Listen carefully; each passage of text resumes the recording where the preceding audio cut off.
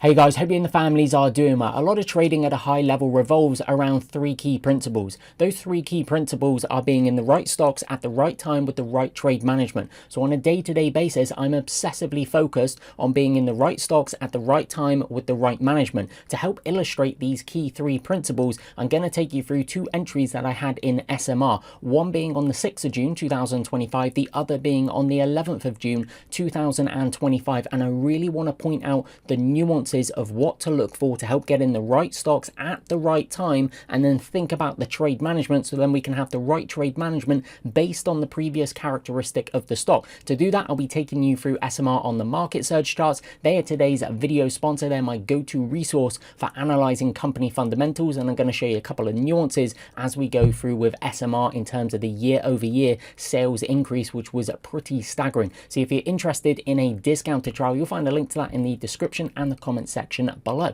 So let's go gadget straight into the video. So we've got SMR here. Let me give you a high level overview and then we'll start going down into the weeds and go find Alice in Wonderland down in the rabbit hole somewhere. So SMR high level, what chart pattern do we see? And it's a multi-month basing pattern too. So this is a Wyckoff concept of the law of cause and effect. The bigger causes tend to lead to big effects. So what that basically means is big bases tend to lead to big trends in both directions as well. We can actually see it playing out over here, which was a big cup and handle type pattern. Then it breaks out the handle here on volume, and then what we can see here is a huge multi-month cup and handle type pattern, okay, developing. Now it's a high 20-day average daily range percentage on SMR, so this pullback here is going to be deeper than the standard kind of 30%, but again, pinch of salt here. You've got to think about the quickness of the stock, the volatility of the stock. This is not Microsoft or Google that's building a cup and handle here. This is a very volatile momentum leader. So what we see here is a multi-month cup with handle type pattern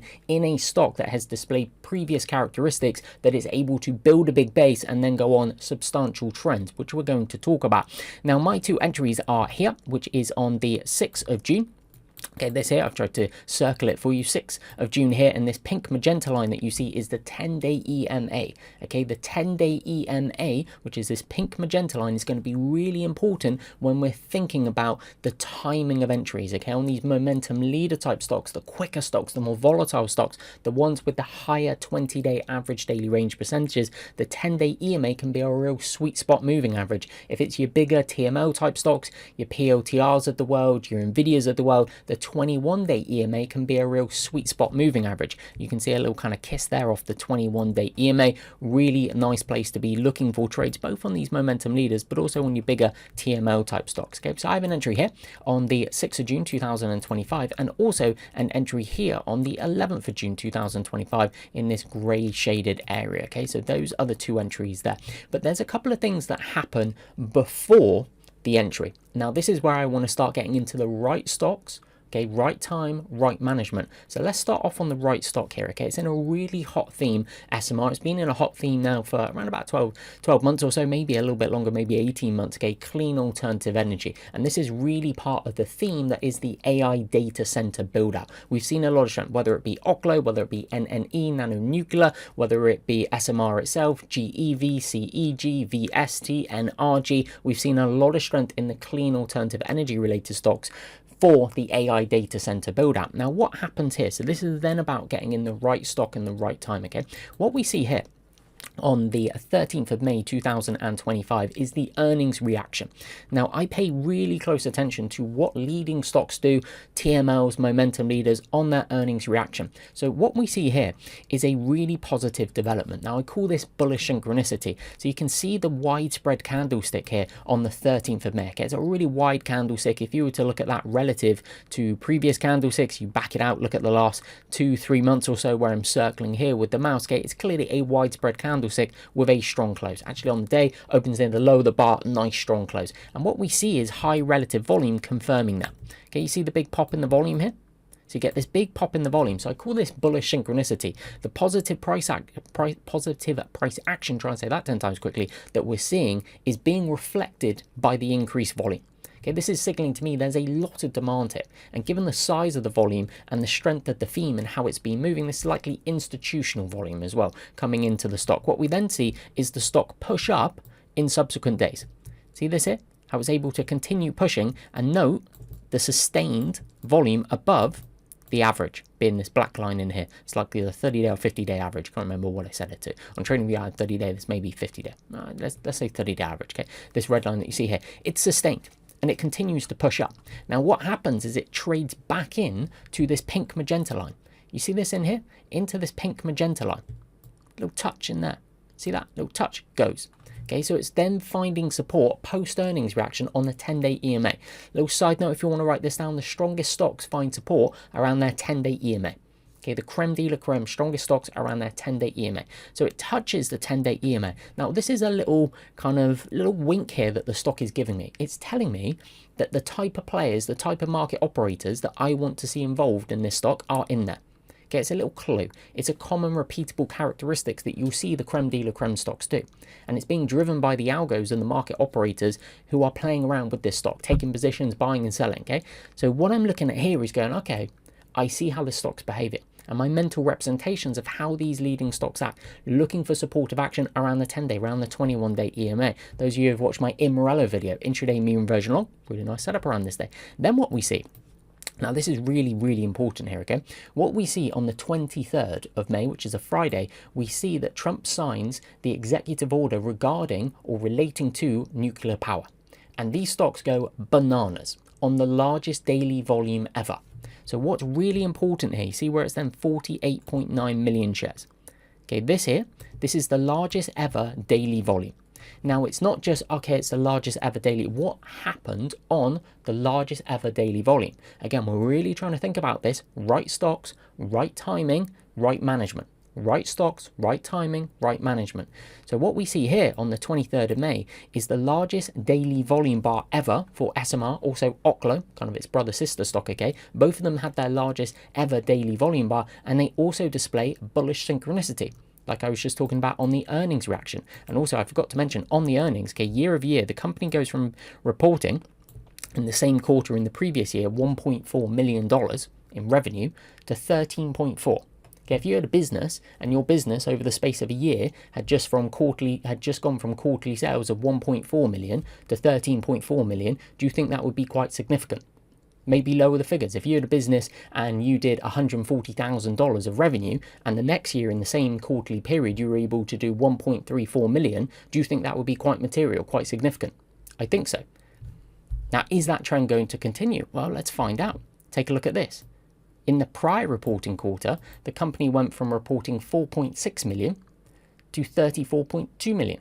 That's an increase of 650%.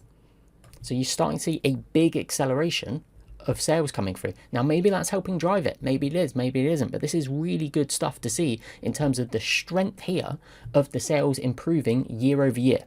Little nuances, little subtleties to be focused on. Okay. So on the largest daily volume bar ever, as I get back to what I was talking about, on the 23rd of May 2025, what does the stock do? Does it display bullish synchronicity? Well, what we see is we see a gap here. Okay, we see a gap up, push, drive, really nice opening range breakout trade on that day as well. Okay, we see a push, a drive there, and then we see a nice strong close as well.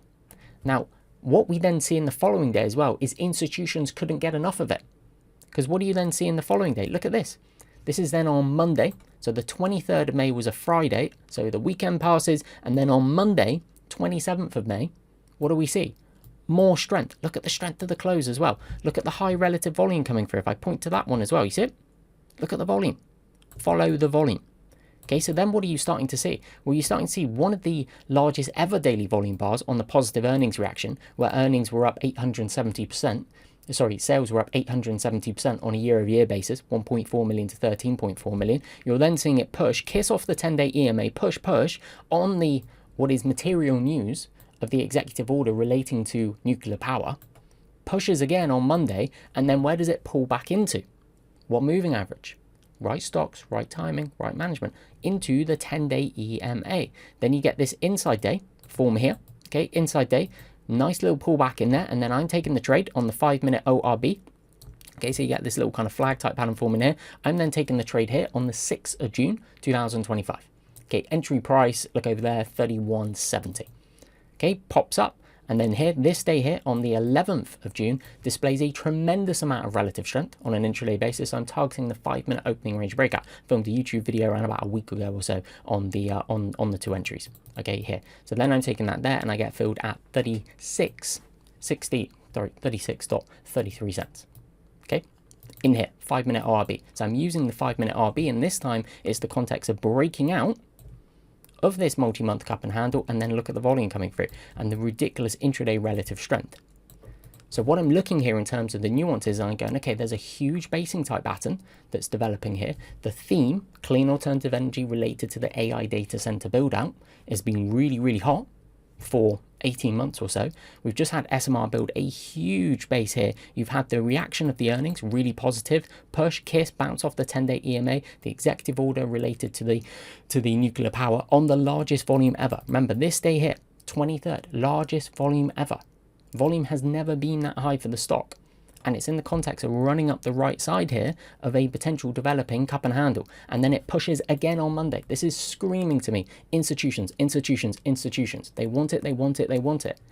Pull back in, find support around the 10-day EMA, bounces, impressive intraday relative strength on the 6, target the 5-minute ORB, keep the wrist nice and tight, pushes, sets. Another 5-minute opening range breakout on the 11th of June.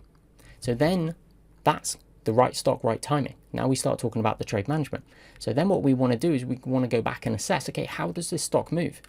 Is it a stock that you just want to hold and wait for a close below the 50-day? So this is where we start going into the details here. Okay, so something I'll do, I'm just going to clear all these markings and we'll just go back, okay? So over here, I also have the stock. I think it was on this day here, okay, as it bounced off the 21-day EMA, okay? The 21-day EMA is the green line. Okay, so imagine if you had an entry, let's say here, or potentially you got the breakout here as well. Okay, so here, and let's say on this day here, the breakout. Now, this is what I really like doing. So this is then about going into the trade management, because a lot of people say, well, I just want to hold it until it closes below the 50-day SMA. Well, actually, very rarely is that optimal. If you're thinking about size of the gain, efficiency of the gain, so the time value element. But in my experience is very rarely is that the optimal moving average to use as a trailing stop when you get a close below it.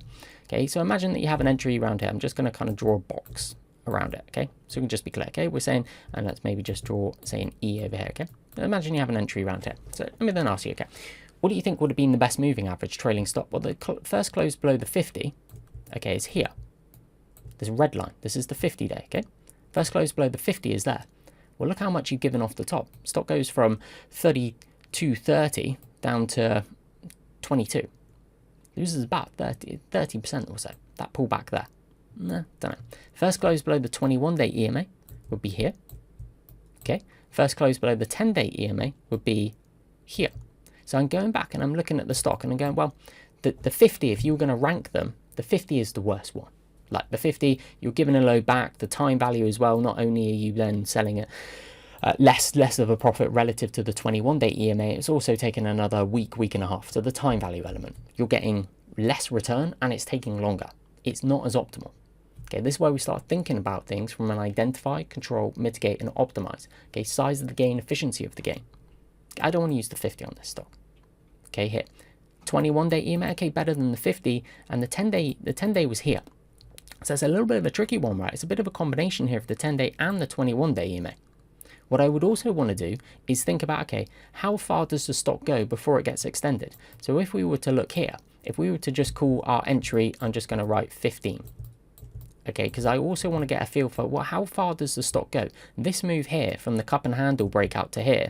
Okay, if we were to say that this is around about, this is going to be, I can't draw circles. Let's say that this was 100% gain. I know it's a little bit more than 100% gain, okay? But let's say that this here was 100%, okay? What I then want to do is go back and study even more and go, okay, from these type of bases, how far does the stock go? And can I go find 3 examples? And maybe we get an average of 100%. Okay, top ticks at around about 100% and then pulls back. That gives me a feel for the stock. I could also go and look at the 20-day average daily range percentage at that time, compare it to now. Is it quicker? Is it slower? To get a feel. But then what I could be thinking here is, well, if this stock's coming out of this big base here, why could the stock not go from 33 to 66? Why could it not go up 100%? So then what I may want to do is go, well, I'm really going to try and use the 21-day EMA as a trailing stop. I think the 21-day EMA would be better than the 10-day, would be better than the 50-day. Okay, it's going to keep me in for more upside potential. But if the stock starts getting up here and it starts getting into 100% territory, 80, 90, 100% territory, I want to be mindful of that. And then I may want to do what I call the low of the day approach. Just sticking my stop loss on all or part of the position, depends on the low of the day. Certainly if I start to see distributional characteristics, which I cover in other videos in the blueprint video, okay? But that there is then also a way to help me with the right management. So remember, we're talking about here, right stocks, right timing, right management. These are things that then go into my trade management, my decision-making process. For, okay, probably want to try and hold this as long as it's staying above the 21-day EMA. However, want to be aware of when is the stock extended? How much fuel is in that proverbial fuel tank? Is it a 50% gain? Based on history? Is it 100% gain based on history? If it's a SMR, MicroStrategy, SMTR, if you go and look at the breakouts from those bases, it can go up significantly. It can go up 150, 200, 250%. When that builds a big base, a lot of fuel within the fuel tank. So this is really useful information, I find, to help determine how far may a stock go. So I really hope you guys have enjoyed that video. You found it useful from a trade identification standpoint. So right stocks, right timing, right management. That is really what I'm focused on a daily basis. Write it down in front of my computer as well, okay? Right stocks, right timing, right management. So I hope you guys have enjoyed that video, found it useful. Thank you very much for watching. And as always, I look forward to seeing you in a future video.